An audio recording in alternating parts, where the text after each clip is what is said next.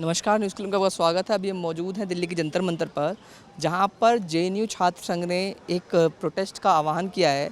जिस तरीके से पिछले 5 सालों से ऐसे दिल्ली दंगे के आरोप में कई सारे नौजवान, स्कॉलर और आम लोगों को जेल में बंद किया है दिल्ली दंगे के आरोप में, लेकिन किसी के भी केस में ट्रायल तक शुरू नहीं हो पाया। बार बार इनकी जमानतें जिस तरह से खारिज कर दी गई हैं। इसके अलावा कई सारे इंटेलेक्चुअल भीमा कोरेगांव के मामले में जेल में बंद हैं। इन सब मामलों को लेकर आज इन्होंने जंतर मंतर पर विरोध प्रदर्शन का आह्वान किया है, जिसका नाम उन्होंने दिया है किस किस को कैद करोगे। इसमें जो दिल्ली दंगा पीड़ित हैं और कुछ और जो दिल्ली दंगे में जिन पर आरोप में जिनके बच्चों को, जिनके परिजनों को जेल में बंद किया है, वो पहुँचे हैं और कई सारे सिविल सोसाइटी के लोग पहुँचे हैं। तो इनसे बात करते हैं और समझने का प्रयास करते हैं जो आज के प्रोटेस्ट से ये लोग क्या मैसेज देना चाहते हैं। बहुत दुर्भाग्य की बात है कि ये सरकार जो कर रही है, एक तो खैर पूरी कोशिश गोदी मीडिया के साथ मिलकर कि कैसे हम इस देश में अलगाववाद पैदा करें, हिंदू मुस्लिमों को एक दूसरे के खिलाफ भड़काएं, जो कि देश को कमज़ोर कर रहा है। लेकिन इनको अपनी राजनीतिक रोटियां सेकने के लिए ये लोग ये कर रहे हैं। दूसरी तरफ कानून की धज्जियां उड़ा रहे हैं। जो लोग सांप्रदायिक बयान देते हैं, दंगे भड़काते हैं, वो तो खुली मिली हुई है। जैसे ये अनुराग ठाकुर है, कपिल मिश्रा है, उधर नरसिंहानंद है, इस तरह के तमाम लोग हैं जो रोज़ भड़काऊ बयान दे रहे हैं, जो कि हमारे कानून में संगीन अपराध है।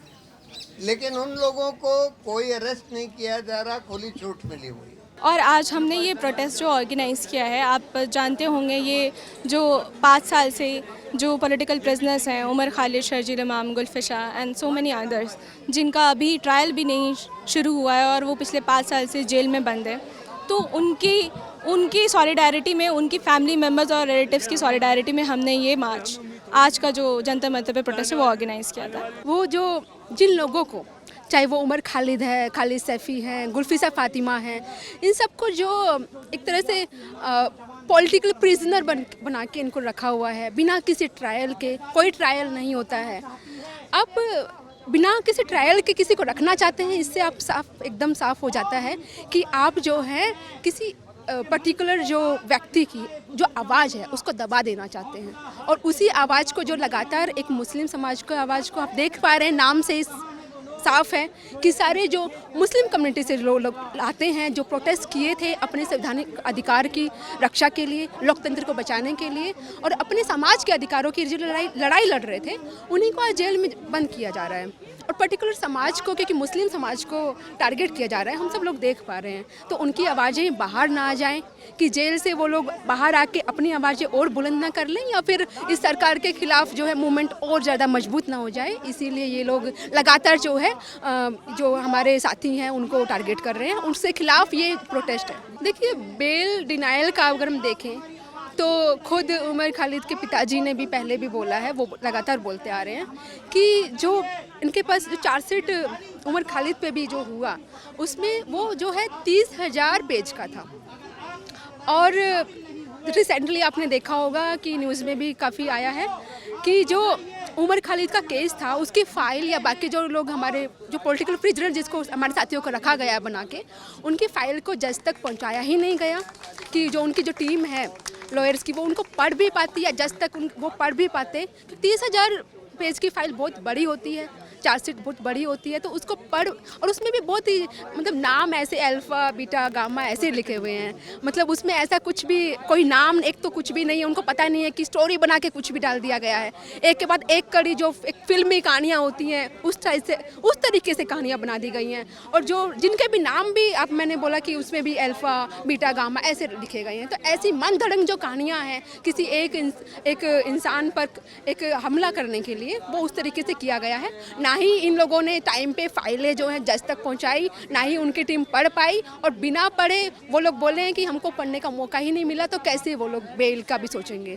तो उसमें भी पूरा का पूरा ये है कि इसको टारगेटेड तरीके से पूरा उनकी सोची समझी साजिश है, जिसके चलते ये लोग जो हैं उनके बेल को लगातार डिनाई कर रहे हैं। अब हम यही सोच रहे हैं कि जो हमारे बच्चे CNRC में बंद किए गए हैं, आज 4.5 साल हो चुके हैं, बल्कि उससे भी ज़्यादा होने वाले हैं, मगर हमें जो न्यायपालिका पर भरोसा था, मगर अब वो भरोसा टूटता चला जा रहा है। क्यों? इसलिए कि हमारे लोअर कोर्ट में भी कैंसिल कर दी गई, हाई कोर्ट में भी कैंसिल कर दी गई, कोई किसी वजह बताए हुए कोई वजह नहीं बताई क्यों कैंसिल कर रहा है, और वो कैंसिल कर दी गई।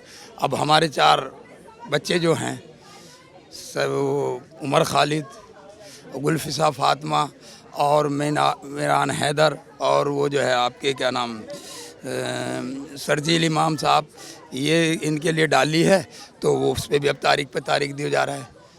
पीछे तारीख दी थी, फिर 19 तारीख दे दिया, फिर मंडे की तारीख दे दी इन्होंने। तो क्या समझ में नहीं आ रहा क्या चाह रहे हैं ये लोग। ना इन्होंने किसी सरकार के ख़िलाफ़ बोला है, ना इन्होंने किसी नेता के ख़िलाफ़ बोला है, और ना कोई ऐसी बात बोली है जो देशद्रोह में आती हो। हमारे बच्चों ने जो है संविधान के दायरे में रहकर लोकतंत्र के बचाने के लिए प्रोटेस्ट किया है, ये कोई गुनाह नहीं किया है। इसकी जो है हमें हमारे संविधान जो है इजाज़त देता है, मगर ये संविधान को ख़त्म करके सारी चीज़ों को तोड़ करके और ये जो है अपनी जो मनमानी चला रहे हैं। हम हुकूमत से यही कहना चाहते हैं, इस जालिम सरकार से, कि इन्होंने हमारे बच्चों के साथ बहुत जुल्म कर लिया, हमारे साथ बहुत जुल्म कर लिया। हम बूढ़े हो चले हैं, हमारे सारे बच्चों के जो वालिद वालदा हैं, माँ बाप हैं, वो सब बूढ़े हो चले हैं, और इन्होंने हमारे बच्चों को जो है 5.5 साल से जेल में डाल रखा है। तो इन्हें क्यों नहीं रिहाई किया जा रहा है, हम यही कहना चाह रहे हैं। मुझसे बोला नहीं जाता, मेरा थोड़ा मुझे टेंशन की दवाई चल रही मेरी, मगर सब कुछ बात नहीं होती ज़्यादा। वो तो यहाँ ले आई है इसलिए कि मतलब थोड़ा दिल बहलेगा तुम्हारा, चलो चलो। आज 5 साल बाद हम शुरू से ही सोचते हैं कि हमारे साथ जुल्म हो रहा है। जेल नियम में बेलफवाद है, एक जुमला लगता है, जैसे मोदी जी बोलते हैं 15 लाख और 2 करोड़ नौकरियाँ। उसी तरह चीफ जस्टिस पहले के हों या अब के हों, वो जब बाहर मुल्क जाते हैं तो वो लेक्चर देते हैं, तो वो कहते हैं कि हम जेल नियम और बेलफवाद है, लेकिन हमें नहीं मिलता। हमें मिले तो हमें यकीन आए, हम उस पर यकीन कर पाएँ। हमारे लोगों को सेशन से भी कैंसिल होती है, हमारे लोगों को हाई कोर्ट से भी कैंसिल होती है, और 12 के बाद 10 लोगों को एक साथ, जिसमें एक लड़की भी है गुलफिशा फातिमा, और उसका सेम केस है नताशा नारवाल और दिव्यांगना जैसा, उसको भी एक लाइन के अंदर बिल को ख़त्म कर दिया जाता है। तो हमें किस तरह यकीन आएगा? अगर ये देश, इस देश के जो सत्ताधारी लोग हैं वो हमें इस मुल्क का हिस्सा मानते हैं तो हमें न्याय दें। या इस मुल्क का जो सिस्टम है, अगर वो हमें इस मुल्क का हिस्सा मानता है तो हमें न्याय दें। हम इंसाफ मांगने के लिए आए, हम इंसाफ मांगने के लिए आए। और जो यहाँ पे सोशल सोसाइटी है, सोशल सिविलियंस हैं, उन लोगों से कहना है कि हमारा साथ दीजिए। और UAP जैसे डॉक्ट्रिनल लॉ के लिए एक बड़े आंदोलन की ज़रूरत है। जब तक आंदोलन नहीं होगा तो सत्ता पे दबाव नहीं बनेगा। इंसाफ तो मिलेगा, ये पक्की उम्मीद है। अब मिले या फिर मिले, ऐसी कोई रात नहीं बनी जिस सुबह नहीं हुई हो। कोई कितना भी बड़ा जालिम हो, उसका भी अंत होता है। इधर फिर भी 5 साल की सरकार है। हाँ, हमारे यहाँ कहते हैं कि नाउम्मीदी भी एक कुफ्र है। ऐसे तो उम्मीद क्यों छोड़ेंगे? हम ईमान वाले हैं, संघर्ष जारी रखेंगे। इसमें क्या सोचते हैं? जो शेर पालेगा वो तो शेर वाली बातें करेगा। मैंने शेर नहीं पाली है, बिल्ली नहीं पाली मैंने, न गिद्दड़ पाले, शेर पाला। और शेर वाली शेर नहीं है मेरी। कोहिनूर हीरा है, कोहिनूर समझते हैं ना, जिसको कोई कीमत नहीं, वो मेरा अनमोल हीरा है। और जिस फील्ड में जाएगी उसमें उन्नति करेगी, उसमें टैलेंट बहुत है।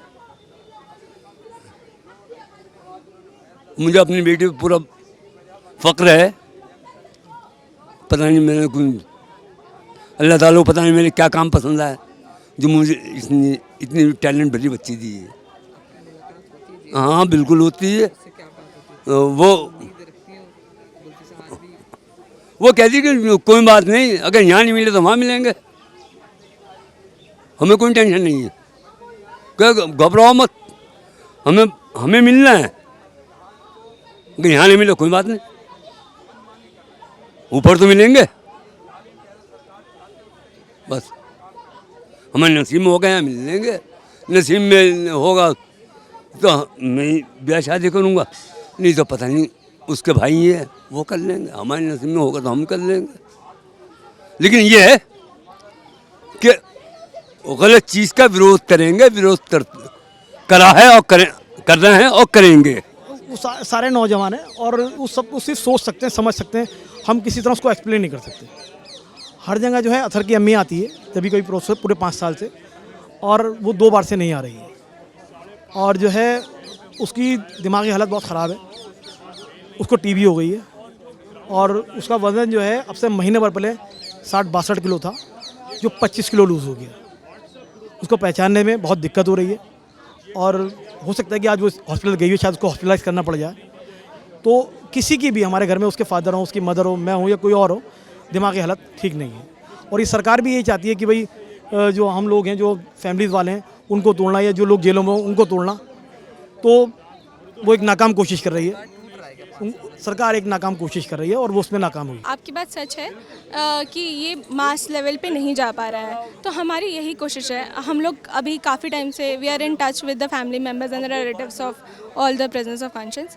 तो हम लोग की यही कोशिश रहेगी कि इस लड़ाई को किस तरीके से और ज़्यादा मजबूत बनाया जाए, हम लोग कैसे और सिविल सोसाइटी को इसमें इंगेज कर सकते हैं, किस तरीके से स्टूडेंट्स को इस चीज़ से और ज़्यादा सेंसिटाइज करें इस इशू से, कि किस तरीके से जो प्रिजनर्स हैं उनको किस तरीके से उनका process is punishment for them, कि कैसे उनको जेल पे जेल हर बार हर साल हम देख रहे हैं, उनकी किस तरीके से फैमिली सफ़र कर रही है, कितने पेन में है। तो हमारा यही यहाँ से रहेगा आगे कि हम किस तरीके से सिविल सोसाइटी को एंगेज कर सकें। वीडियो की बातचीत में आपने सुना किस तरीके से उनके परिवार के लोग, जिनके परिजनों को पिछले कई सालों से जेल के अंदर बंद किया गया है आरोपों में, किसी पर कोई आरोप सिद्ध नहीं हुआ है, सिर्फ उन पर आरोप लगाए गए हैं और आरोप का ट्रायल तक शुरू नहीं किया गया है, और उनको बेल डिनाई किया जा रहा है बार बार। पिछले 5 साल से दिल्ली दंगे के आरोप में कई सारे नौजवान ऐसे हैं जिनको जेलों में बंद किया गया है। इसके खिलाफ जो ये जुटान था, इसमें छात्र संघ के नेता पहुँचे हैं, सिविल सोसाइटी के लोग पहुँचे हैं और उनके परिजन पहुँचे, परिवारों का। लेकिन एक बात है, परिवारों का कहना है वो दुखी ज़रूर हैं, इससे परेशान भी हैं, लेकिन उनका हौसला नहीं टूटा है। उनको अपने बच्चों पर विश्वास है, उनके बच्चे लोकतांत्रिक अधिकार के लड़ रहे थे और इस जो अन्याय के खिलाफ पहले भी लड़े थे और आज भी लड़ेंगे, और ये भी एक संघर्ष है जिसको वो लड़ रहे हैं। लेकिन ये जो पूरी न्याय की प्रक्रिया है, यही एक तरीके की सज़ा बन गई है इन लोगों के लिए। प्रशांत भूषण पहुँचे थे, उन्होंने भी अपनी बातचीत में कहा, और कई सारे उन्होंने ऐसी बातें कही जो बहुत तीखी हैं, लेकिन वो कई बार वो ज़रूरी भी लगती हैं, क्योंकि जिस तरीके से प्रशांत भूषण ने एक लाइन बहुत इंपॉर्टेंट कही, जो न्यायपालिका भी निराश कर रही है। हालांकि उन्होंने कुछ जजों ने अच्छा काम भी किया, लेकिन उनको सरकार के दबाव में तबादला कर दिया गया। अधिकतर जजों ने सरकारी दबाव में या किसी पोस्ट रिटायरमेंट पोस्ट मिले, अच्छी पोस्ट मिले, इसके लिए केस की मेरिट्स पर बात नहीं करी। इस तरह एक गंभीर सवाल भी उठाए। ये बहुत महत्वपूर्ण है जो आज इन प्रशांत भूषण का कहना, जो न्यायपालिका भी निराश कर रही है। अभी के लिए बस इतना ही। देखते रहिए न्यूज़ क्लिक। बहुत बहुत धन्यवाद।